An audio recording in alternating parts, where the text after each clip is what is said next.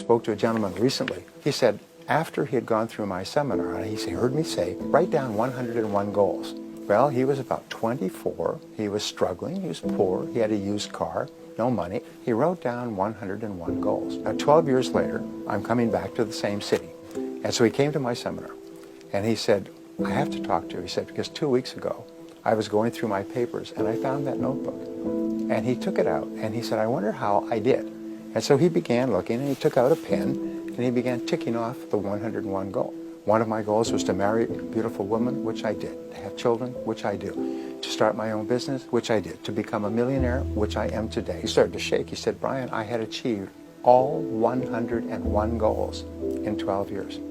He said, and it was overwhelming to him. He could not believe it because I had told him, if you write them down, it's like programming them into your subconscious mind, where they then begin to work 24 hours a day while you're doing other things.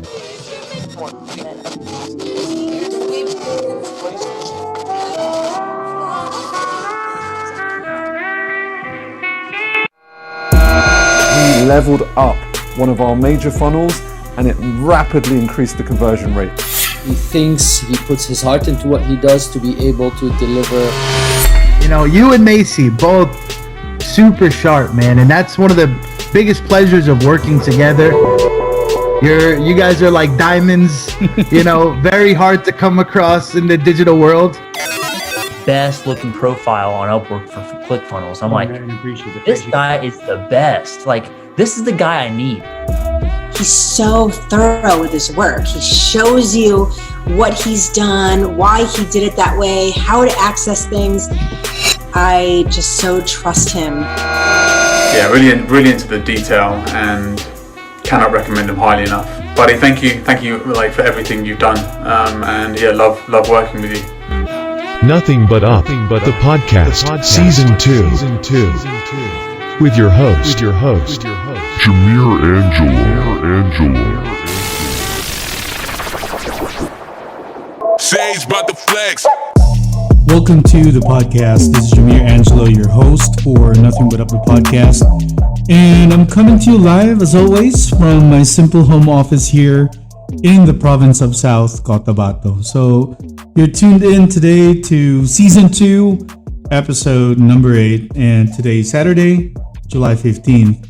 And man, super excited for today's episode as we will be hanging out with a multi-published and multi-awarded international author, with us today. And he's the proud author of the book, The Eden Trilogy, namely Eden Lost, Return of Eden, and Almost Eden. A retired colonel of the U.S. Army, Richard Taylor.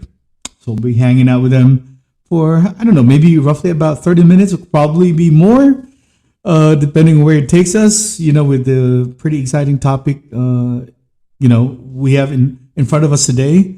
So just try and stick around and let's discover the beauty of the book of the Eden Trilogy. But before we even jump in and meet Richard Taylor, I want to personally give a mad love and shout out to the men and crew of Media Marketing Ally for hooking us up. I couldn't thank you enough, guys. I appreciate you for bringing, striving and aspiring authors, well-respected ones, on our show, and for giving this platform an opportunity to interview these amazing authors and for my audience to, absorb our topics and gather, and capture some valuable insights over this. So, Media Marketing Ally from Casper, Wyoming. Mad love here for all of you guys. And if you ever need help with, website creation, social media marketing, SEO, email marketing, those guys rock. So whether you're a small business or just starting out or a big corporation looking to level up, they've got the marketing know-how and creativity to make it happen. So visit their site. That's MediaMarketingAlly.com. or you can email them at support@MediaMarketingAlly.com. Anyway, I'm going to be dropping links on this episode, so just be on the lookout. And yeah, but anyway, yes, during the start of this episode, I mean, you saw and heard it from Brian Tracy. So Brian is the chairman and the CEO of Brian Tracy International, a company specializing in the training and development side of individuals and organizations.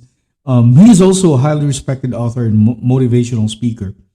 Well, Brian is a renowned author, that's what I mentioned, and he was able to introduce the concept of 101 goals. Thus, the title of this podcast episode. And the idea behind this message is to set 101 specific, measurable, attainable goals that encompass various aspects of life. And by adopting this approach, Brian believes individuals can unleash their power, their true potential, and experience, remarkable transformations. Now, you might be wondering, Jameer, what's the significance? Well, 101 goals and its potential to shape a purpose-driven life could help you and me.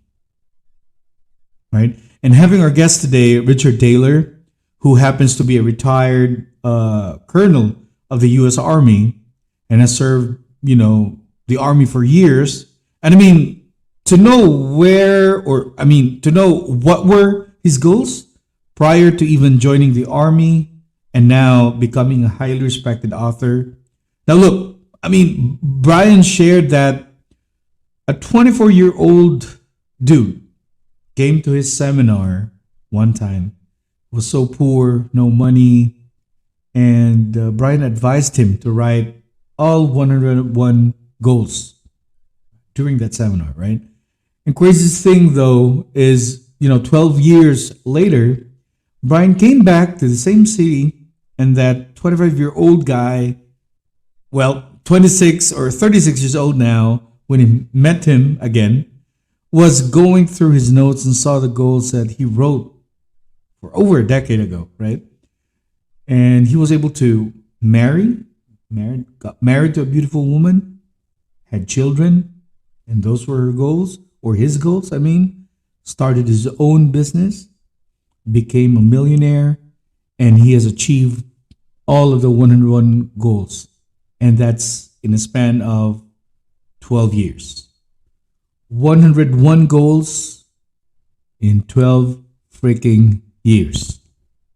And yes, it's overwhelming to know this story, and this opened my eyes that, regardless of what shitty life you're in, when you flip and switch your mindset, you're attracting positive energy. So it's like programming into your subconscious mind. Now, by setting 101 specific and meaningful goals, you can expand your horizons, cultivate a growth mindset, and strive for, holistic development. And this message reminds us that success is not limited to a single dimension of life, but encompasses various aspects. Now, by adopting this mindset and pursuing our goals with dedication and resilience, we can unlock our true potential and lead purpose-driven and fulfilling life. Now, I really think it's time to introduce our guest today, and I'm so excited to have him hang out with us. Well, he is a published author from Georgia. He is a retired from a long military career, and he was and has captured elements of his experiences as a soldier in Vietnam, Grenada, Iraq, and Afghanistan.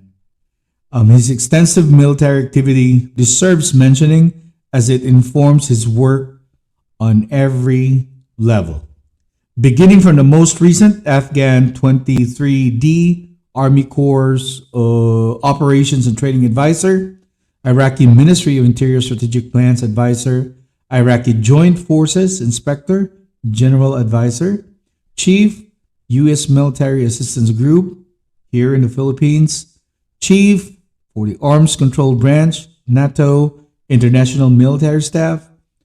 He is also a Director, Department of Joint and Combined Operations, U.S. Army Command and General Staff College, Inspector General, 82D Airborne Division, Commander of the Infantry Training Battalion, Staff Officer, United States Army, Europe Executive Officer, Joint State Defense and Analysis Team to Somalia, Assistant G1 in 1st Cavalry Division at Fort Hood, and Battalion Assistant, S3, S4, and Company Commander.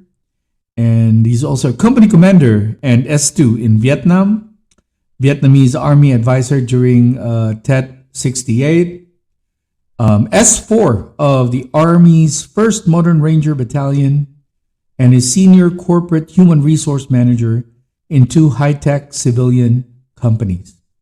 Now, his education includes a Master of Science in Business Administration and a Master of Education in Human Resources from Boston University, a Bachelor of Science in Physical Education in North Georgia College, a graduate of the U.S. Army War College, U.S. Army Command and General Staff College, U.S. Marine Corps Staff College, National Security Management course, and Corporate Executive Management course. In short, he has been involved in military capacities in Vietnam, Europe, Grenada, the Philippines, Iraq, Afghanistan, and numerous posts in the United States.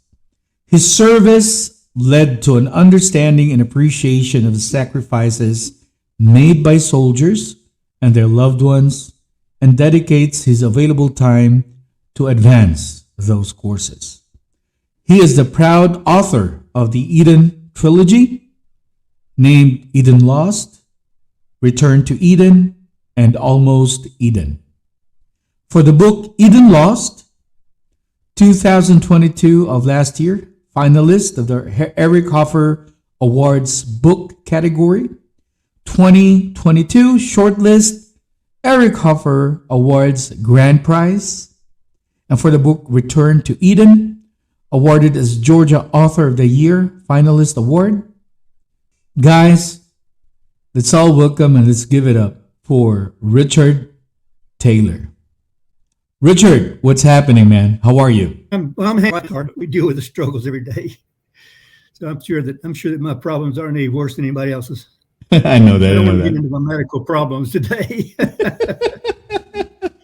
But you know what? I'm really glad that you are on board, and thank you so much for hanging out despite your hectic and busy time. I appreciate you for being here. And Richard, look, before we even go talk about your books, about your life after retirement and being an author, I wanted to pick your brain about something, because I know you were a war veteran and have served your country for so long. So I'm just curious to know, have you ever thought about becoming an author and writing books at this stage in your life? No, I had never thought about it. In fact, I wrote 2 books early. My first book was my autobiography of my 2 years in Vietnam, and it was fairly successful. It got some good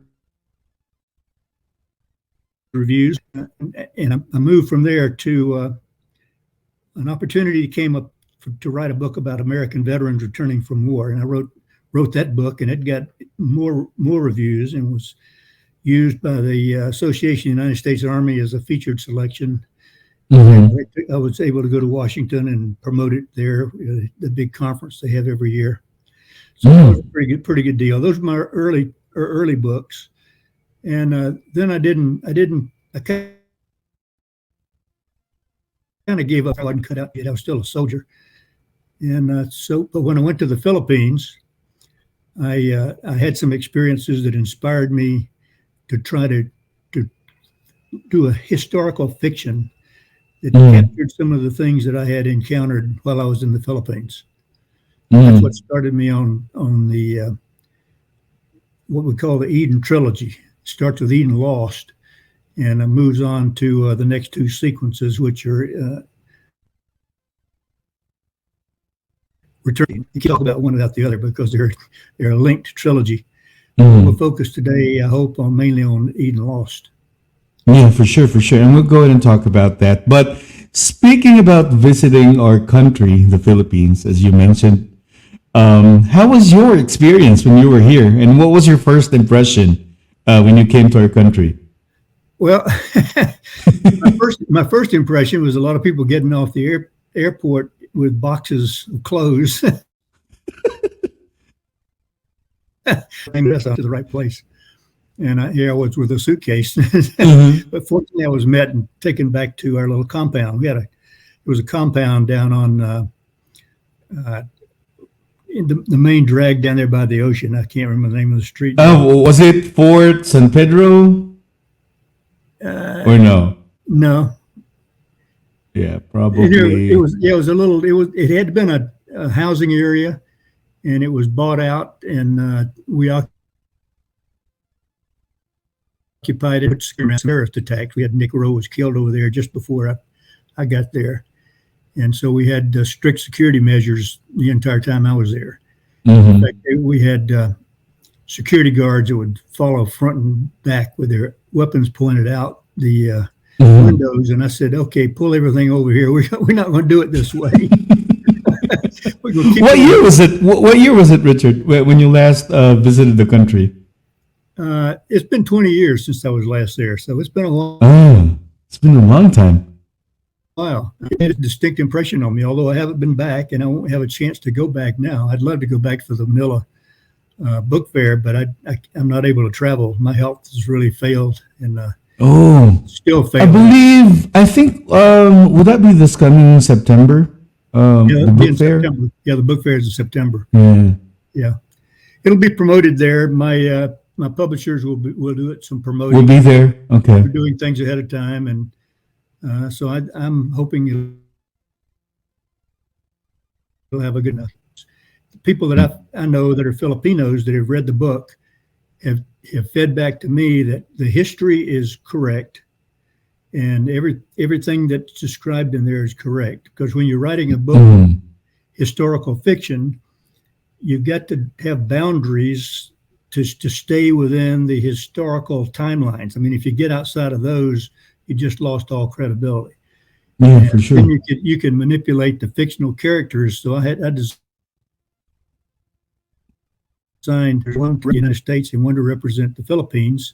Of course, they fell in love and became very closely associated. The things that happened to them were demonstrative of the things I was trying to echo in the book. And I might as well go ahead and say what brought me to the book in the first place.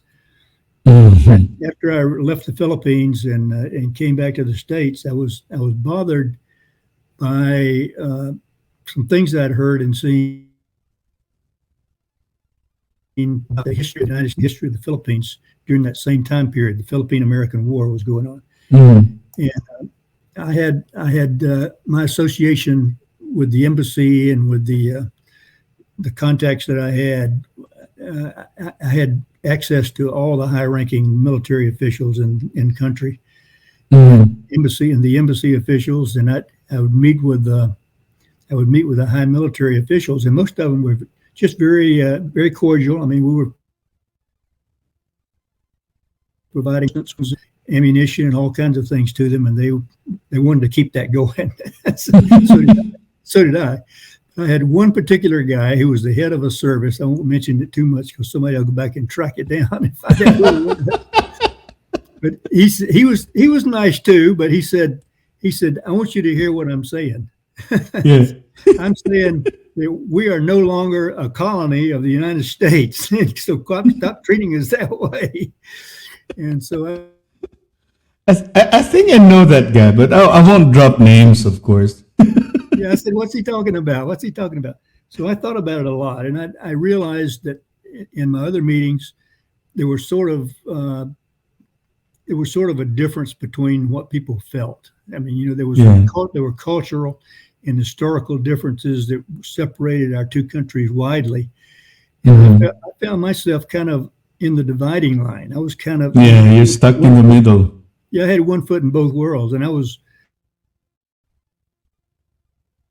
have to display that in a book. And so I developed these two characters, the American and the Filipino. They fell in love, and they went through all kinds of things that history. I mean, they had to follow the route of history, but they were going through all kinds of things that were historically based, but they were also having struggles with their cultural differences. And so it became my method of talking about through them the differences that people thought about that history, because it was two separate histories occurring at the same time.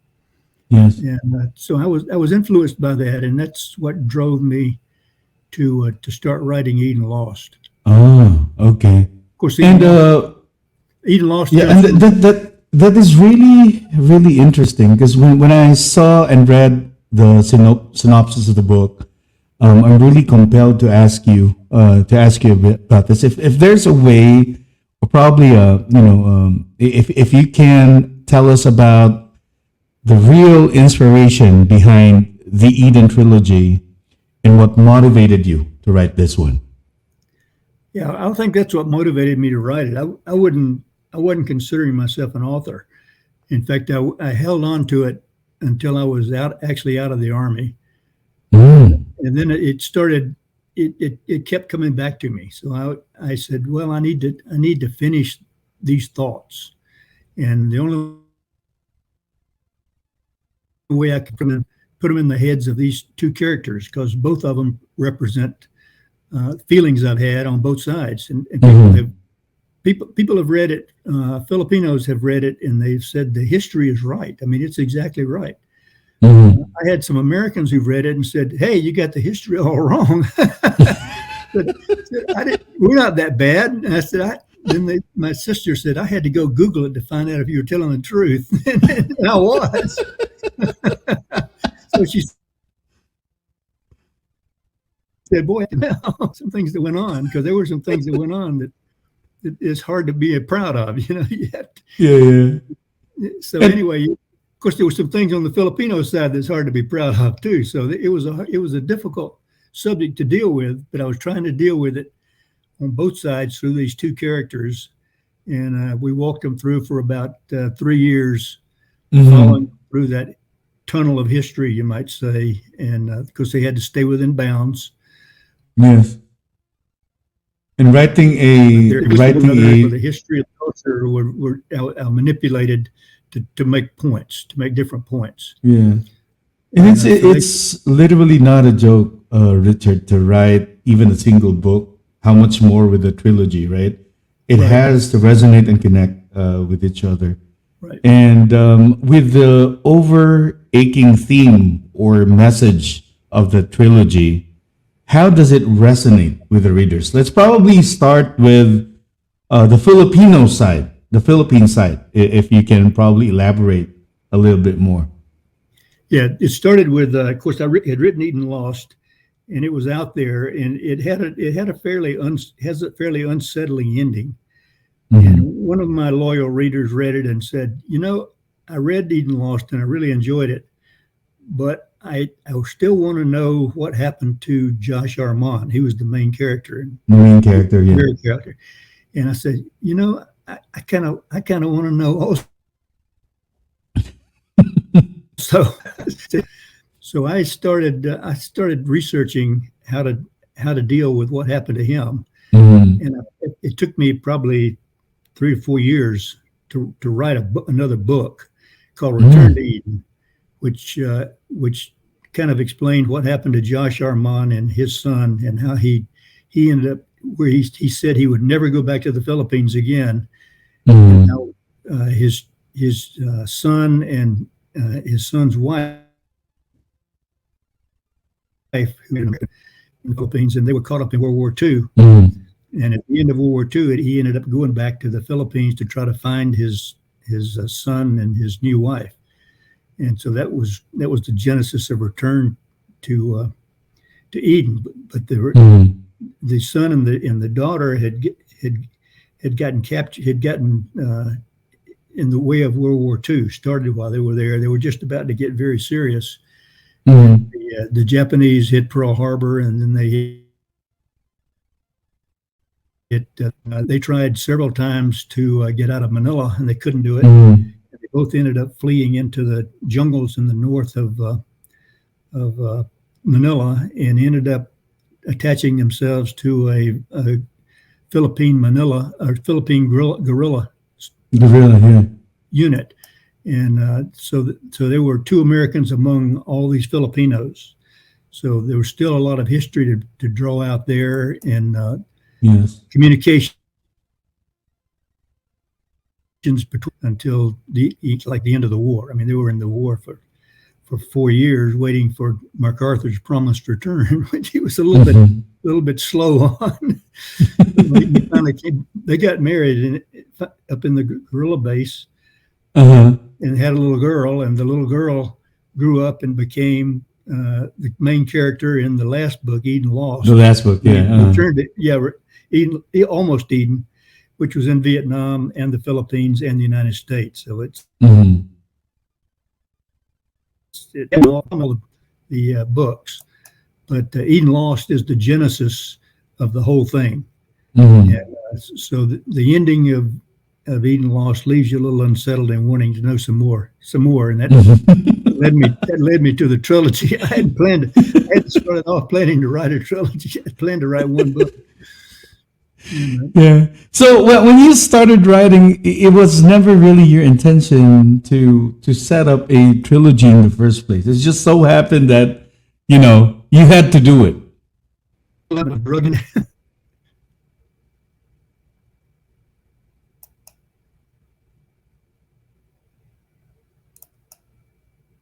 Hey, Richard, you there? I kind of lost you there for a second. Yeah, we had a little pause. We had a little pause in the communication. Yeah. Not a problem. Yeah, it was not my. No, it's not a problem. Was not my intention to write a trilogy. It just kind of happened. And I'm glad it did, because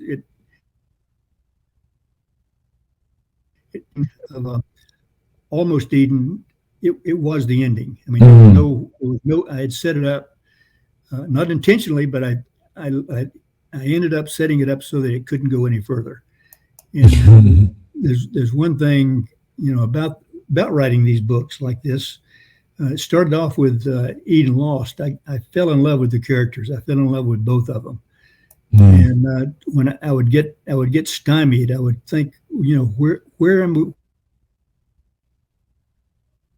we? And I would put out at my characters, and I'd talk to them, I'd dream about them, I'd wake up the next morning, and I'd open up and read what I'd written so far. They would kind of take over and say, okay, this is where we're going. We're staying.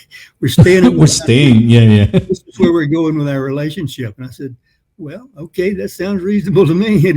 And we'd go the way that the characters pointed. I didn't drive the characters. They drove me. Yeah. Which is the best thing that could probably happen when writing a book. And for me personally, Richard, the Eden trilogy is highly detailed and very immersive, in my opinion.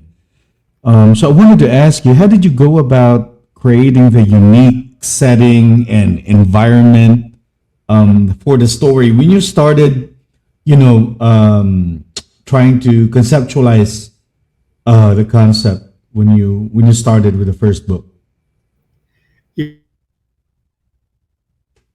Yeah, when I started with the first book, I was motivated to write it while I was with Just Meg in the Philippines.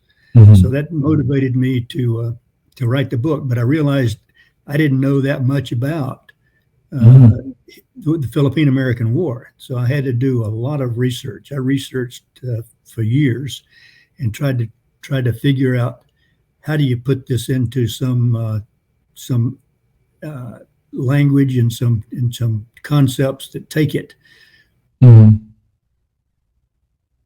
through that. Hit off with Dewey's landing in the Philippines, and then and progressed from there.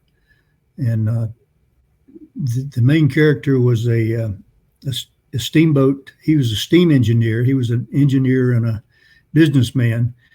His father was a very rich shipper and had a big shipping company.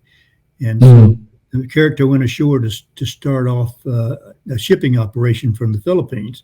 Of course, he ran into all kind of trouble with that. And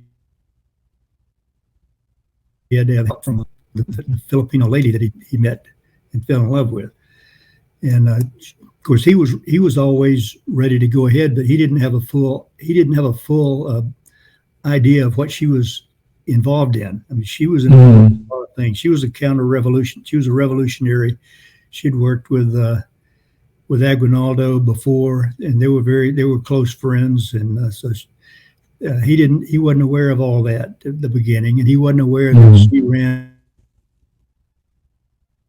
a little gather intelligence information from both from the Spanish and the Americans. And when he found out that, it almost crashed everything, because he came from a very straight-laced Boston upbringing, and so that's where their cultures really began to clash. And it took them a while to work through it. I mean, they had a long work process. Of course, he was captured by some Chinese terrorists along the way, and she had to bail him out, and at a very high cost. It was going on, and these were things that I didn't sit down and invent. I let the characters tell me, what's the logical next step that you go to get out of this mess that you're in. Said you got yourself in a mess. So now how do we get you out of it? They'd kind of point the way, and so we'd go from there. Yeah, and as you said, I mean, with Eden Lost, Return to Eden, and Almost Eden, there are complex relationships involved and dynamics between those characters. Yeah. If you could discuss the importance of these relationships in driving the narrative forward, Richard, that'd be great. Yeah, I think that was what drove it, was the feelings I got between my many American contacts. Of course, I saw everybody in the embassy. My to reinforce things, I'll do a little show and tell here. U.S. ambassador once a month to have breakfast with us at Just Mag, because we had a pretty nice little mess hall down there, and they'd come down and we'd have a buffet breakfast.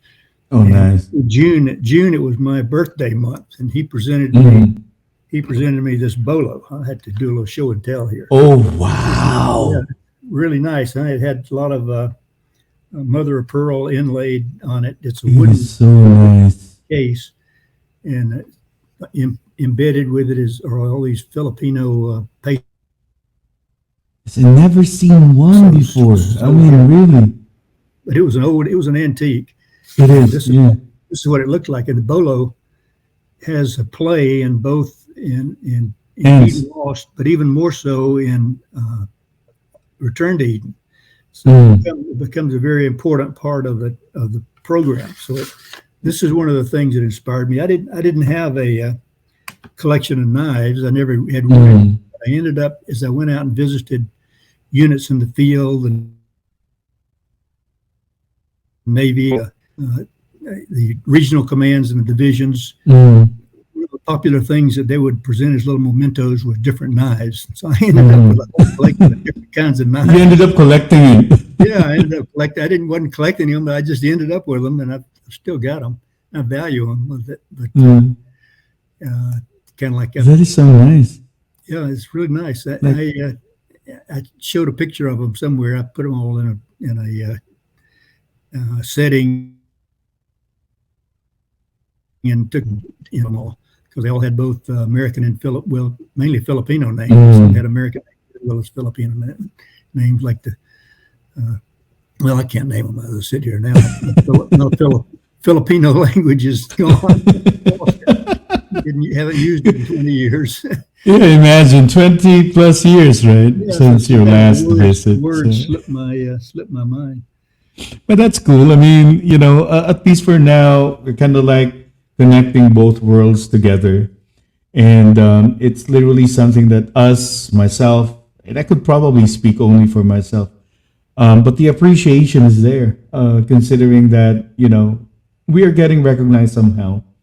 And although we're living in a third world country, incomparable to where you guys at, but you're making, a story where both worlds are being connected.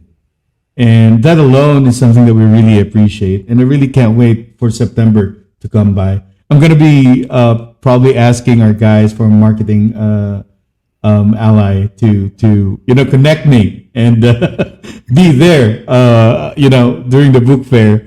But nonetheless, Richard, the Eden trilogy spans multiple genres, blending elements of fiction and real world happenings, adventure and suspense. But I'm keen to know, how did you go about balancing this different genres and events and maintaining a really cohesive narrative throughout the series? Well, I had to do that by drawing the boundaries of history. I had to sit down and really look at the flow of history and be sure I accurately recorded, how that line went, and I kind of told my primary actors, you can't get outside those lines. You got to work within the lines. So you got to stay within what's reality. Otherwise, it won't be worth anything. It'll be a flop. So it's got to be historically accurate, and your relationships have to portray your love for one another, but also your cultural and historical differences and where you stand in the world, and how you try to reconcile those, and are you able to reconcile them? And I'd say they reconciled them partly. I won't say they reconciled them partly, but I don't want to give away the end of the book, so I can't say too much about it. Don't please. So, the book, by the way, there you go. So this is the cover, Eden Lost, and so you can look for it at the Manila Book Fair, and it'll be on sale there. We'll absolutely go ahead and do so. Yeah. September it is, so I'm going to be blocking my calendar for that one, Richard. And right here, I really wanted to, because you've explained how you got inspired, where you took the inspiration from to writing the book, and how the characters are being played out, the intention of not literally writing a trilogy, but it ended up being a trilogy. So going back to that, what were the challenges that you did face in maintaining the consistency and the continuity of it all when you started writing the first one on to the third? Yeah, first I did the backing. In fact, I did a lot of research before I ever was able to start writing. I had to go to the National Archives in Washington to get some of it, because there wasn't that much that I considered accurate and viable in the common press. So I'd have to go up there and went into some of the very old documents and things and read them, and made sure that I was on a strong footing, because I didn't know anything about the Philippine-American War, and I certainly didn't know anything about Dewey. I don't know about it, and the Americans going over the Philippine reaction to that, and how it was started off as a great idea and ended up as it's a real bumble. So, Filipinos expected the Americans to come in and set them free, basically, from the Spaniards, and turn around and leave and go home. And they didn't do it. And why they didn't do it is a good question. Something we heard. Washington simply didn't know what they were doing. They didn't understand what was going on from Washington to Manila, and they weren't willing to listen to anybody who wanted to tell them. And so they just kind of let things percolate along, and it ended up percolating along way too long. So instead of turning out to be strong allies, the Philippines and the Americans ended up being enemies, at that stage. Mm. And so I had to bring how do you deal with an American and a Filipino when their basic loyalties are to different sides? I mean, can they overcome that just by being in love with each other, or what, how do they solve it? So that became one of the questions that followed me through the entire book of Eden Lost. Mm-hmm. I'm not sure I answered it right at the end, but you'll have to read the ending to the same that my friend who read the book said, I've got to know what happened next. so that's why I wrote Return to Eden. I had to figure out a way to get him back there. It was almost because it left people hanging. It left people hanging. Of course, they weren't so much hanging after that. I could have ended it there, but they had this little baby, and she had a huge trouble. Her brother was the rich shipping guy. Mm-hmm. She could have gone. She was scheduled to go to medical school, but she decided that she wasn't going to do that. She was going to leave it all behind and go to Vietnam as a Red Cross donut dolly. And so she met a lieutenant in the Army, and they started a new relationship. Of course, she was the baby from the Return to Eden couple. Return to Eden, yeah. Yeah, so it followed that generation. Those generational links followed through all the books. I mean, they were all the books. Yeah. Some of the characters appear over and over. Or some of the characters, the American characters, appear again and again in each book. But of course, they're getting older as the time goes on. People don't stay the same age. I wish they did. But I can't do it. I tried the Fountain of Youth, but it didn't work. That's really funny, Richard. And you know what? The Eden trilogy literally garnered a dedicated fan base. And what has been your experience with reader feedback? Because that's something that I saw. Not just with all of the 3 books you've written, but even the past books you've had. You were getting some great reader feedback. And how was it, or how has it influenced you writing, or even your storytelling approach somehow? Well, in my first 2 books, it didn't really influence my writing very much. I enjoyed, my first book was Prodigals. And back in Vietnam, I was suffering from PTSD. Mm-hmm.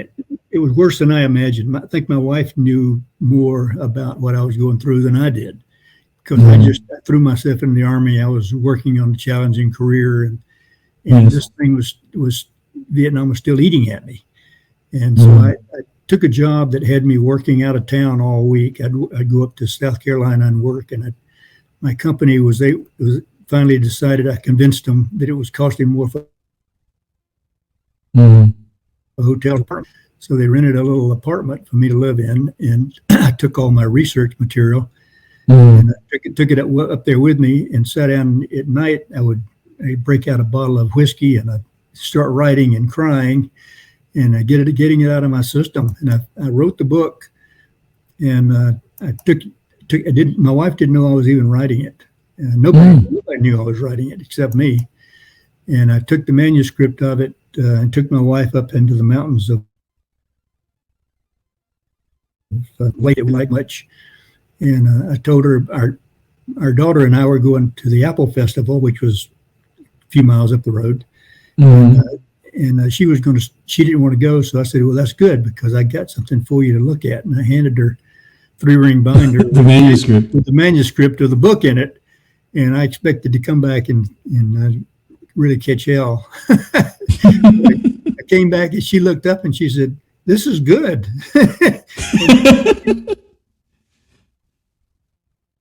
But trade and editor, and she's hard to please. And when she said, "This is good," I said, "Well, yes, it means that is good." Yeah. Yeah.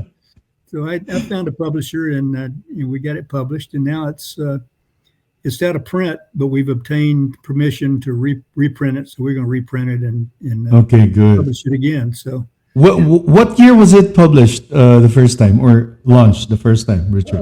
If you recall, I'd have to look it up. I can't recall. Was it way back 2000s or no? Yeah, his first. It's called "Prodigals: A Vietnam Story." This was the cover of it. Oh, nice. The original cover. The second cover is going to be different. I told the publisher that if we're going to republish it, we need to do it with a different cover. Yeah. And That's a hard cover, right? 2000. Yeah, this is a hardcover. It was 2003. 2003. Okay, cool. 2003. And the guy that published it, he allowed to get the rights back and republish it again. Who would have imagined, right? From writing that particular book and going through several books after that, and then now the birth of the trilogy, right? So it's really phenomenal. And finally, Richard, if you can give us a glimpse into your future projects, do you have any plans for continuing the Eden trilogy? Exploring new stories in different settings, or how does it go? I mean, as far as book events and all that. Yeah. No, I can't write anymore. I've got arthritis. I'd show you my hands, but I've got arthritis really bad in my hands, and I had to one finger type, and I can't one finger type a book. And I can relate. I got gout as well, gout arthritis. I've been suffering from this for ages. Yeah, it's painful. It's painful. Yeah, so you mean the Eden trilogy? That's already it. It's done. You mentioned probably September. That's the book fair. The writing career. Yeah, the book fair. I've already alerted the publishers that I can't go any further than the book fair. So probably around October, I will have finished everything I'm going to do in the writing field and take some time to take care of my wife and I for the days that we have left. I mean, I've got a rare and fatal disease plus the arthritis and everything else. So appreciate you for sharing that. Yeah. So you know what, Richard, I really had a blast. I'm so sorry, but I guess we are over our time limit. But this is so much for me to take, and I really appreciate you for being here. And seriously, I really had a blast. I hope you enjoyed hanging out with us. Thank you for that. I enjoyed it very much. It's been a lot of fun, even though we had to jump start to get going. But it's for real. I know they'll edit out some of the useless parts and make it within range. You know? Yeah, but this is really great. And before we end our episode, though, where can people buy copies of your book? I know it's on Amazon, Barnes & Noble, and on your website. If you can tell or share that to our viewers and listeners. The best place to go is to richardtaylorbooks.com, because there you can click on the book you're interested in, and for each one of them has a trailer. It has the reviews that have been done there are a lot of reviews that have been done by them, and you can see those, and you can see what people have said about it. Now, the trailer is very interesting. You watch the trailers for the books. So I think they will be informative for people to take a look at. richardtaylorbooks.com. Perfect. And I'm going to be dropping links towards this episode when we go live. And of course, they're going to be people are going to be seeing that on the episode. And where else? Amazon, Barnes and Noble. What are some places? Goodreads, I believe so, right? Yeah, I think those are the primary ones, and URLink publishing. Oh, yeah. They're the main ones that are taking this thing and going with it now. So perfect. Publicizing it. So that's a good place to go to. But I really enjoyed it, Jameer. It's been a hoot. You know what? I really appreciate you for staying around. And again, as what I mentioned, Richard, I'm going to be dropping links on this episode so people can easily access the platforms and the main places to go to grab copies of your book. And thank you so much. And before we officially end the episode, what are your final thoughts, or probably some message of inspiration for young folks young guys like me who loves reading books. If you can share a little, a little words of wisdom from you, Well, that'd be great. my advice would be if you really think you want to be a writer, start early. What kind of reaction you get? I mean, I've got about 5 or 6 other books I've written that I wouldn't show to anybody. I won't even give you the names of them. I self-published them, but they didn't. They went into the stacks under my desk. They don't come out. And but so if you think you want to be a writer, start writing. Write every day. Write frequently. And then when you get enough courage, put one out there and see what kind of reaction you get. Because if you don't get a good reaction, then you're not going to be right. I enjoyed the reaction I got from my first couple of books, but I was still in the military, and that's what I loved doing, and I didn't want to stop for anything until I did stop, and I retired. And I was still bothered by that question from the Philippines. And I said, I need to write about this. I need to explore it. I need to get it off my chest, just like I did my first book when I had PTSD and I was trying to unhinge To get it out. myself. If something motivates you, that's what you should work on. Don't just go out there and try to make up something and write about it. It doesn't work that way very well. So you got to believe in it. You got to believe in what you're writing. And thank you for that, Richard. Appreciate you. And guys, that's a wrap for this episode of Nothing But Up the podcast. I hope you enjoyed today's conversation, and I hope you were able to get some takeaways, valuable insights, and perspectives. Remember, no matter what challenges you may face, there's always a way to rise above and keep moving forward. With the right mindset and determination, nothing can hold you back. Nothing but up. Thanks for tuning in, and be sure to subscribe to our podcast for more inspiring conversations like this. This is Jameer Angelo. Until next time, peace, y'all. Sage brought the flex.